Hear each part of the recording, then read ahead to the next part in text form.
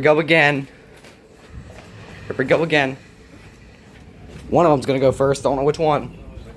There we go. Yup.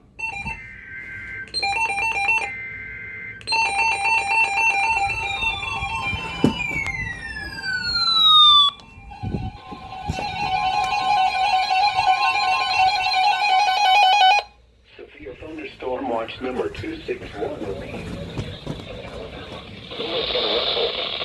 Remember, a severe thunderstorm watch means the conditions are favorable for the development of severe weather.